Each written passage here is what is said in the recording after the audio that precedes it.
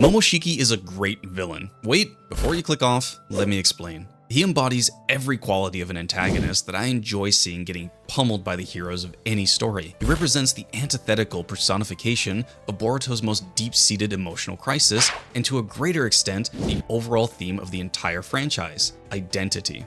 If you'll stick with me for the next couple of minutes, I'd like to discuss in great detail why Momoshiki makes for a great villain, how his abilities make for some of the most compelling action sequences in the series, and why his relationship with Boruto allows the show to accomplish something that it never could between Naruto and Kurama.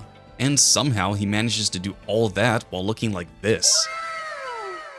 In case you haven't been following Boruto or even the end of Shippuden, Momoshiki is part of the Otsutsuki clan, a race of incredibly powerful beings whose sole doctrine is to travel the cosmos and carry out what is referred to as the Otsutsuki will, which dictates that each member consume life energy and genetic material of other worlds in order to continuously evolve and ultimately attain godhood. The Otsutsuki are pure evil, capable of violence on a galactic scale, and our titular character is no different.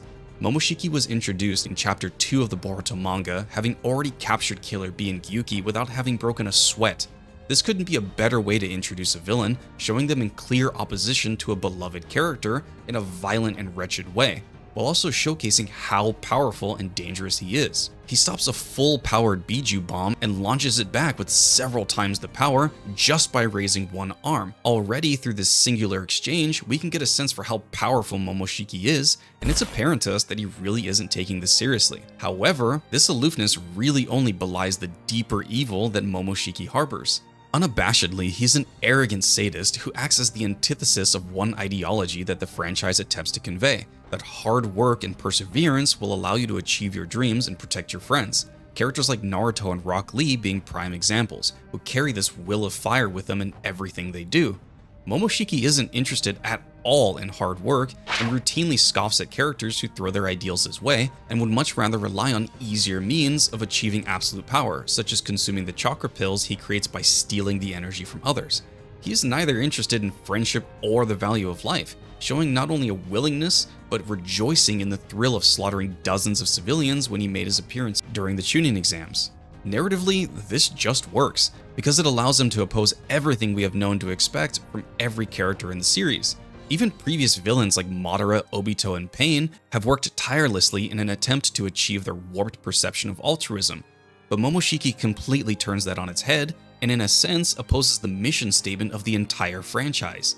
This is huge, because it allows us as viewers to immediately and shamelessly hate this aberrant creature who is so far removed from the beliefs of our beloved characters and even villains that we don't find ourselves searching for ways to connect with Momoshiki or his goals. He's just evil, and that's perfect. Contrast this to characters in broader media, the most popular being Thanos from the MCU, where we are intended to sympathize and not necessarily agree with his standpoint, but definitely can understand the reasoning behind it. And the intended effect of this archetype is to ingratiate them to the audience and in some way, through the complexities of their motivations, feel a deeper connection to them and the overall plot of the story. But in my opinion, villains can just be evil, and that is exactly what Momoshiki is. He isn't someone who you can share values with because he doesn't have any. He's solely interested in his selfish goals and will gladly decimate billions of innocent lives in order to achieve it, and feel nothing but contempt for the individuals he's slaughtering for even considering opposing his divine will. In his opinion, the denizens of Earth should be grateful for their role in the Otsutsuki's will and roll over onto their bellies and accept their fate. This squarely moves us perhaps to his most captivating character trait, his Xenophobic God Complex.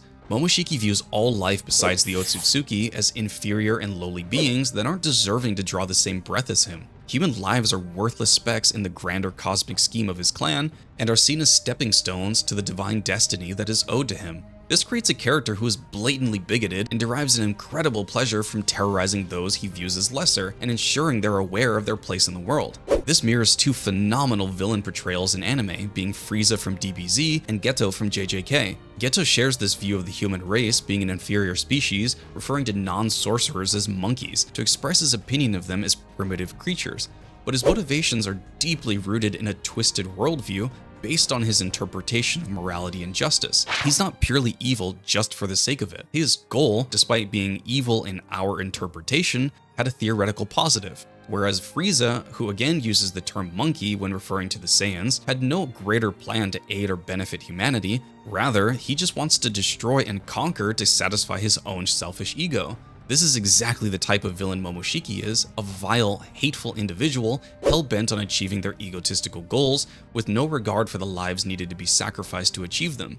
And this once again creates a boundary between Momoshiki and the viewer where we further cannot connect with any aspect of his personality. And that feeling of complete disconnect is the perfect representation of the emotions a villain should elicit. Abject terror and discomfort in direct opposition of everything we value in the protagonists. And Momoshiki does this beautifully. Fortunately for the argument I'm trying to make here, it isn't just his personality that opposes how the Naruto franchise operates. His abilities feel like they were created in direct defiance of everything the show has become. Beyond the general powers afforded to the Otsutsuki, Momoshiki's signature ability is to absorb all forms of ninjutsu and reflect it back at the user, with several times the potency. This immediately flips the script and forces each and every encounter with this powerful being to be considered through an altered lens. Prior to now, the protagonists solve the majority of their issues by throwing bigger and bigger jutsu at the perceived threat, until something sticks. The battles become more of a measure of chakra and multipliers rather than tactics and cleverness. Momoshiki completely disregards this formula and presents an issue that requires teamwork, choreography, and individuality to overcome. You simply cannot tackle this threat in the same way as any other, and that creates action sequences that are incredibly compelling and captivating to watch, while also characterizing Momoshiki in a more unique way. When even his battle scenes feel individual to him due to how they're required to work, he warps every encounter he's in for the better. This is because proximity, and more specifically hand-to-hand combat, is inherently more tense and dangerous to every participating individual, feeling the knife's edge, so to speak. You can sense the tension, the adrenaline racing between the characters when they are trading blows, in a way that no clash of beams can really mimic. Because at any moment, with one false move, it could all end. And that looming threat of oblivion is what encounters with Momoshiki effectively forces each character to face. The first half of his fight against Naruto and Sasuke, he's clearly enjoying the thrill of battle, smiling until he's first struck by the inferior beings.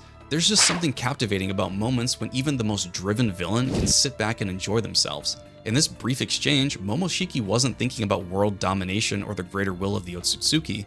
Instead, he was completely engrossed in the fight, just like the rest of us, and is one of the better moments of the encounter. And these exchanges are a direct result of how Momoshiki's unique abilities transform the mechanisms of a fight in the series, and work to create these masterpieces. But even more than that, his chakra absorption forces the show writers to create scenes where the characters are locked in a whirling dance of blows, where the Rasengan finisher feels earned.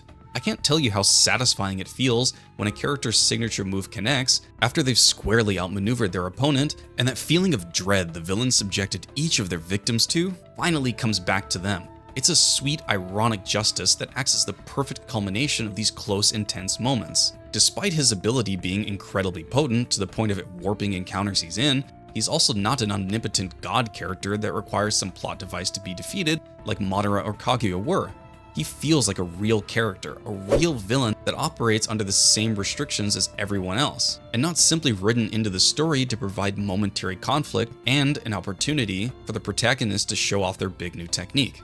He has a finite pool of resources like chakra and chakra pills that he can consume in any given encounter, much like the protagonists do. This makes for a very significant distinction between himself and other villain characters, where the only win condition is their complete eradication, and that the only foreseeable end to the fight is when that specific event occurs. It becomes predictable. You know that when the protagonist is launching that supreme signature jutsu, the fight is over, because there's no other path to victory other than that singular moment. Of course, that's discounting the realistic threat of the most powerful technique in all of Naruto, Talk no Jutsu. With Momoshiki, the pathways to victory are numbered and even tangible, as if you could reach out and touch them, but not due to weakness or his inability to win the fight, but because his powers are flawed in such a way that gives variance and uncertainty to how the characters might win the day over. This makes for fights that are unpredictable and exciting, where my mind is racing, thinking over tactics to defeat him, likely doing exactly what the protagonists are, and that feeling is awesome. Like I'm stepping into battle with them and participating in the emotional struggle of a fight to the death. This further connects us emotionally, investing us more deeply into the conflict, and I couldn't ask for anything more from an anime fight and villain. I could probably go on for ages on this subject, but I really want to talk about how insanely cool his design is. Now, I can't really praise his base form because it's pretty lame comparatively, but when he fuses, Ikemoto was absolutely cooking when he redesigned Momoshiki from what he looked like in the Boruto movie. Everything about the fused Momoshiki screams authority and power, even his movements feel effortless. What's better about this, his design once again subtly forces us to root against him. His features have become wildly altered, even by the Otsutsuki standards. He feels more alien, with 5 total eyes, 3 of which being gold and Rinnegan. His nails and horns are longer, and his hair is as imposing as it is majestic. This all gives the impression of a foreign creature, which removes our baseline sympathy for humankind, and it once again allows us to see this individual completely differently than how we may view a child, let's say, who we can project our emotions onto. It's impossible to project any emotion of sympathy, kindness, or understanding onto Momoshiki, and that just makes sense for what a villain should accomplish. Finally, there's what Momoshiki does for the plot. Boruto is a character who struggles with identity and individuality, wanting desperately to carve for himself a path of his own, irrespective of who his father is. So confronting him with a tangible representation of that inner turmoil, with Momoshiki's threat to take over his body, and more broadly his identity, I think is a perfect depiction of what a villain should be. Momoshiki is everything Boruto fears, and forces him to confront that terrifying reality and maintain his will, and continue being more than the expectation of him. To be the greatest version of himself, to retain what he is. He effectively has no choice but to push forward, striving to be better in order to figure out how to deal with this looming threat of oblivion.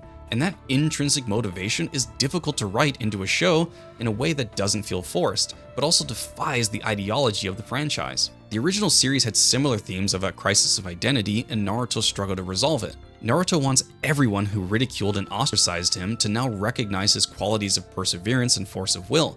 He wants to change how he's perceived, and in a broader sense, his identity. Naruto being the Nine-Tails Jinchuriki played a huge role in why people hated him, so one would think that through the resolution of that particular hatred, the threads would unwind and people would eventually warm up to him. But that wasn't the case. In fact, the Kyuubi really played no major role in the story other than a spare few moments when he'd become a power source for Naruto to pull from in times of need, or being the reason Naruto was targeted by the Akatsuki. But that wasn't due to who Naruto or Kurama were, rather what they were, a tailed beast in Jinchuriki. There also was no threat of Kurama breaking the seal, and therefore never posed any imminent or long-term threat to Naruto. He was just kind of waiting there to be Talk no Jutsu'd. What the Boruto series does is allow Momoshiki to be a real impending threat to our titular character.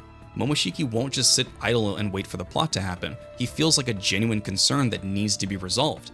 But due to his described character traits, it's unlikely that he'll turn heel and become a supporter of Boruto's, so in some way, we know that the threat of Momoshiki is still looming and requires attention. He's a true villain, just an evil guy who I want to see be taken down and pummeled into the dirt. And that's just perfect. Thanks for watching. I always appreciate you being here.